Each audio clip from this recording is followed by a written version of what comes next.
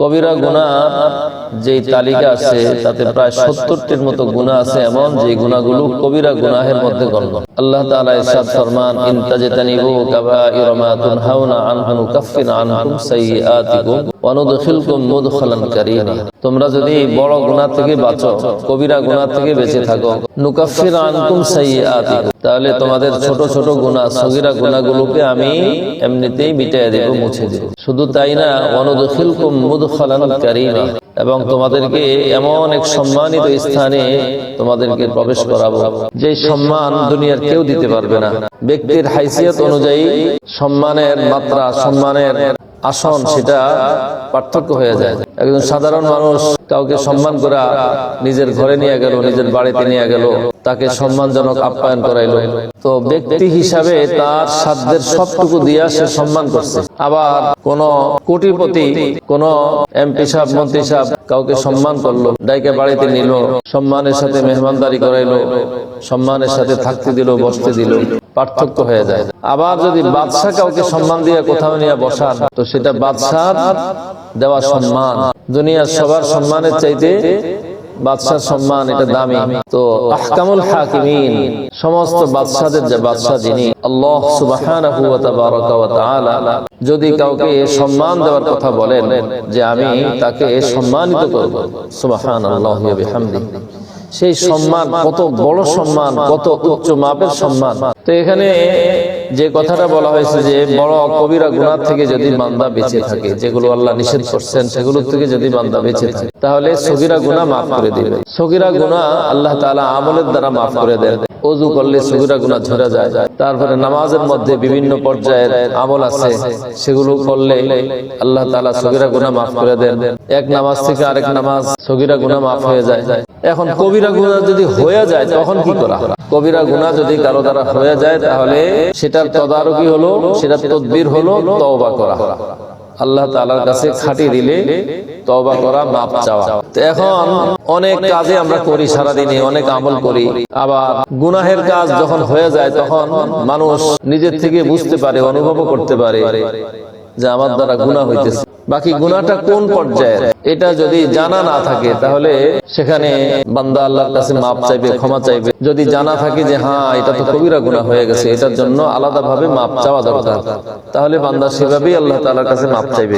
তো এই জন্য গুনাহগুলো কোন গুনাহ কোন স্তরের, কোন গুনাহটা কবিরা গুনাহ, কোন গুনাহটা সগীরা গুনাহ, এটাও জানা থাকা দরকার। রাস্তায় গাড়ি নিয়ে নামলে, গাড়ি চালাইতে নামলে গাড়ি চালানোর নিয়ম কানুন যেরকম ভাবে জানা থাকা দরকার।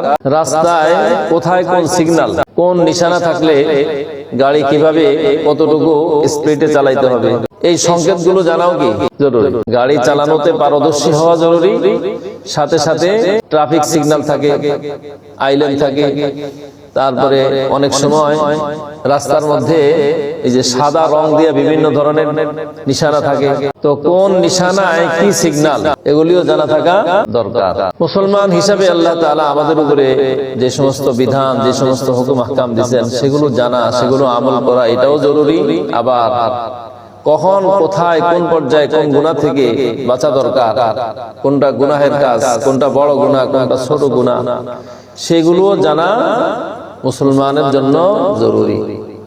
আল্লাহ তাআলা আমাদের সবাইকে, সমস্ত মুসলমানদেরকে এই সম্পর্কে জানা, অবগত হওয়ার তৌফিক দান করেন এবং গুনাহ থেকে বেঁচে থাকার আল্লাহ তাআলা তৌফিক দান করেন। জুয়া খেলা এটা একটা সামাজিক ব্যাধি। সুদ, ঘুষ এগুলো যেরকম সামাজিক ব্যাধি, জুয়া খেলাটাও এটা একটা ব্যাধিতে রূপান্তরিত হয়েছে, সামাজিক রোগে রূপান্তরিত হয়েছে। এখন কথা হলো জুয়া খেলা কাকে বলে?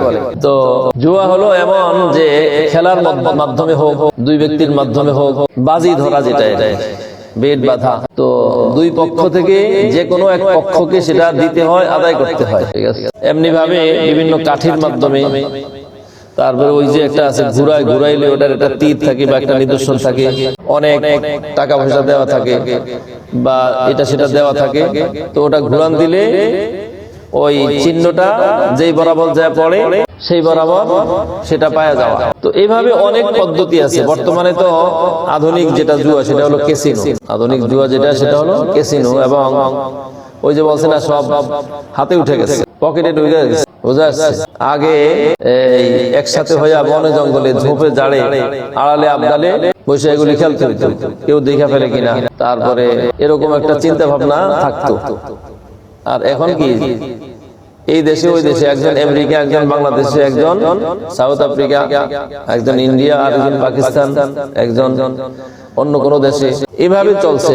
অর্থাৎ সময়ের ব্যবধানে, সময়ের পরিবর্তনে গুনার সিস্টেমের মধ্যেও কি পরিবর্তন আসছে, গুনার সিস্টেমের মধ্যেও পরিবর্তন এসে গেছে।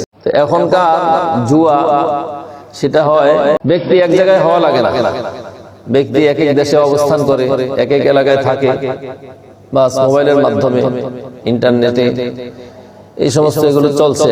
তো আল্লাহ তাআলা কোরআনে কারীমের মধ্যে ইরশাদ ফরমান, ইয়া আইয়ুহাল্লাযীনা আমানু, হে ঈমানওয়ালারা, ইন্নামাল খামরু ওয়াল মাইসির, নিশ্চয়ই মদ, জুয়া বা জুয়া জাতীয় যত আছে, এখানে কয়েকটার আরো উল্লেখ করা হয়েছে, ওয়াল আজলাম, এটার যে ব্যাখ্যা আসছে আজলাম, সেটাও এরকম পর্যায়ের। কয়েকজনে মিলে একটা পশু জবাই করলো, গরু জবাই করলো, বা একটা উট জবাই করলো, জবাই করছে মনে করেন 10 জনে। এখন ভাগ হলো 5টা। কিভাবে? ওই তীরের মধ্যে 1 লেখা থাকবে কোনটায়, 2 লেখা থাকবে কোনটায়, 3 লেখা থাকবে কোনটায়, 4 লেখা থাকবে কোনটায়। তো দেখা যাবে যে আবার কয়েকটার মধ্যে কিছু থাকবে শূন্য। তো 10 জনে মিলেই একটা পশু জবাই করলো, টাকা সবাই দিল, কিন্তু 5 জনে পাইবে আর 5 জনে পাইবে না। একজনে একাধিক পাবে, আবার আরেকজন পাবেই না, আরেকজন একটা পাবে, কেউ 3টা পাবে, আরেকজন মোটেই পাবে।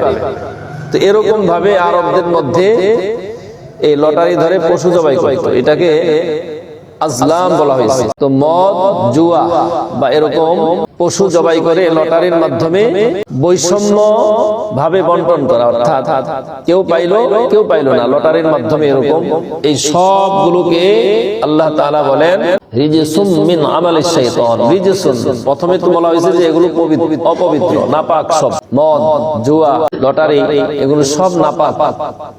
দ্বিতীয়ত বলা হয়েছে রিজসুন, দ্বিতীয়ত বলা হয়েছে মিন আমালিশ শাইতান, এগুলো শয়তানের কাজ, ফাজতানিবুহু। সুতরাং আল্লাহ তাআলা তার বান্দাদেরকে বলেন তোমরা এগুলো থেকে বিরত থাকো, এগুলো থেকে বেঁচে থাকো, লাআল্লাকুম তুফলিহুন, তাহলে তোমরা সফলকাম হবে। এর পরের আয়াতে আল্লাহ তাআলা আরো পরিষ্কার করে দিচ্ছেন, ইন্নামা ইউরিদুশ শাইতানু আন ইউকিআ বাইনাকুমুল আদাওয়াতা ওয়াল বাগদা ফিল খামরি ওয়াল মাইসির। এই যে মদ, জুয়া, এই দুইটার সাথে কিন্তু ঘনিষ্ঠ সম্পর্ক।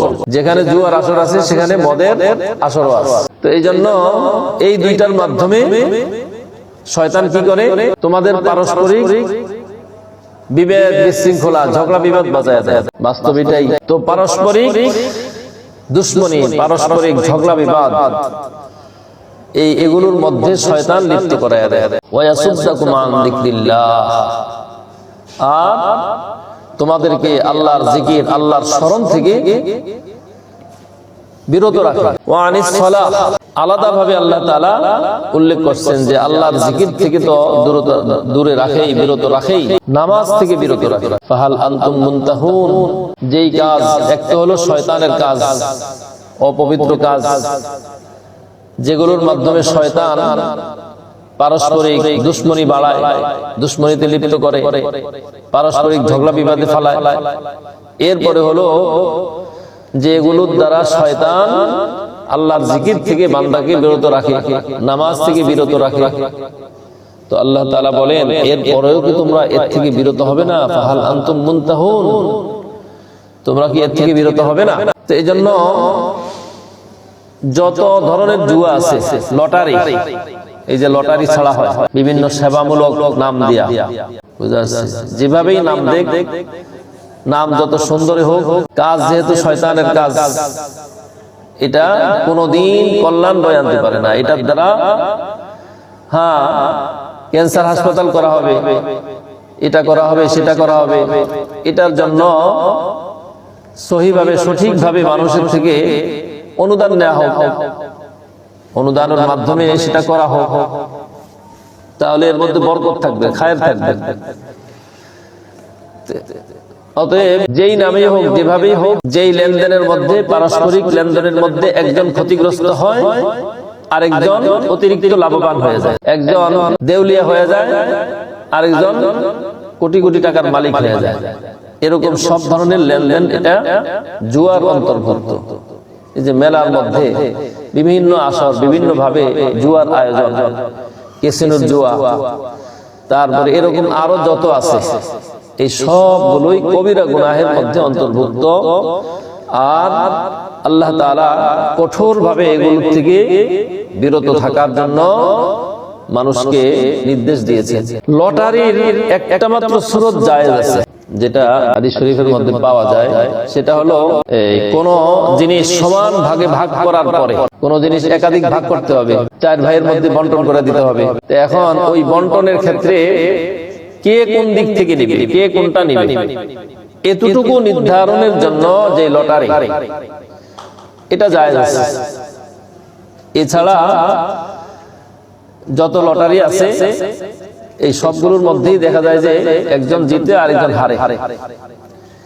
খেলাধুলার মধ্যে এই যে গ্রাম অঞ্চলে ক্যারাম বোর্ড খেলে, যে জিতে সে পায়, তাকে ওই গেম হিসাবে টাকা দিতে হয়, যে হারে তার দিতে হয়। এটাও এই জুয়ার মধ্যে, জুয়ার অন্তর্ভুক্ত।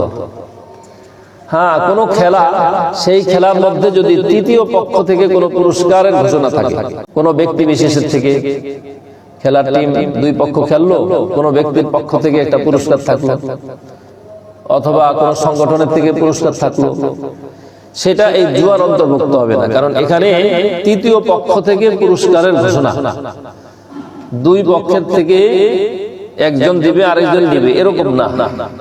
তৃতীয় কোন ব্যক্তির পক্ষ থেকে বা কোন সংগঠনের পক্ষ থেকে একটা পুরস্কারের ঘোষণা, আর সেখানে 2 পক্ষ খেলে, যেই পক্ষ জিতে তাকে পুরস্কারটা দিয়ে দেওয়া হয়। আরেকটা বিষয় বর্তমানে যেটা চলছে, বিশেষ করে এই যে এখন ঈদ আসছে, বিভিন্ন মার্কেট থেকে এরকম ভাবে টিকিট দেওয়া হয়। অর্থাৎ আপনি ওই মার্কেট থেকে ন্যূনতম মূল্যের মার্কেট করলে, কথার কথা কমপক্ষে 500 টাকার মার্কেট যারা করবে, যে করবে, তাকে ওখান থেকে একটা কুপন দিবে, একটা টিকিট দিবে। ওটার আবার লটারির মাধ্যমে, লটারির মতো এটা ড্র হয়। এটার বিষয় কি? তো এটা মূলত এটা যেহেতু মূল বিষয় হলো এখানে পণ্য বেচা কিনা, টাকা দিছি আমি পণ্য নিয়ে আসছি, আর বাড়তি যেটা দিচ্ছে সেটা হলো তারা তাদের গ্রাহক আকৃষ্ট করার জন্য মার্কেটের পক্ষ থেকে তারা ওই টিকিটটা দিচ্ছে। তো এই টিকিট না আনলেও আপনার বেচা কিনার পর্যায়ে থাকবে। টিকিট আনা না আনার ক্ষেত্রে এখানে পণ্যের দামের মধ্যে কি নাই, কোনো তারতম্য নাই। হয়তো তারা পণ্য বেশি বিক্রির জন্য, গ্রাহক বেশি আকৃষ্ট করার জন্য এই পন্থাটা অবলম্বন করছে। এখানে যেহেতু মূল বিষয় হলো বেচা কিনা, আপনি টাকা দিলেন, পণ্য কিনা নিয়ে আসলেন, এখন যে মাঝখান থেকে যে লটারির মতো যে কাগজটা দিচ্ছে, এটা আপনি আনলে আনতেও পারেন, না আনলে নাও আনতে পারেন, ঠিক আছে। তো এই ক্ষেত্রে এটার বিপরীতে, এটার এগেইনস্টে যে পুরস্কার দেওয়া হয়, এটা কি হবে? তো ফুকাহায়ে কেরাম বলছেন যে এটা এই জুয়া বা লটারির মধ্যে গণ্য হবে না, কারণ এটা সম্পূর্ণ এই লেনদেনের বাহিরের একটা বিষয়।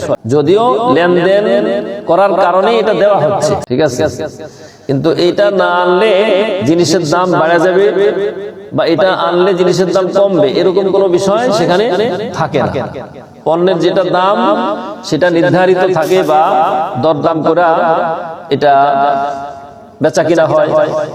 ওখানে ওই লটারি বা ওই নাম্বারটা, ওই কাগজটা, ওটা চুক্তির মধ্যে থাকে না যে আপনি যদি এটা নেন তাহলে আপনার এখানে এত টাকা কম হবে, আর যদি এটা না নেন তাহলে এখানে এই দামের মধ্যে কোনো তারতম্য, পার্থক্য, এরকম কোনো বিষয় থাকে না। অতএব এটা এরকম জুয়া বা লটারির মধ্যে গণ্য হবে না। এটা জাস্ট ওই মার্কেটের পক্ষ থেকে, কোম্পানির পক্ষ থেকে একটা পুরস্কারের মতো, সেটা দেওয়ার একটা সিস্টেম হলো এই সিস্টেম, বুঝা যাচ্ছে? তো যাই হোক, আল্লাহ তাআলা আমাদেরকে, সমস্ত মুসলমানদেরকে এই ধরনের এই লটারি, জুয়া জাতীয় যত কাজ আছে এগুলোর থেকে বিরত থাকার তৌফিক দান করেন।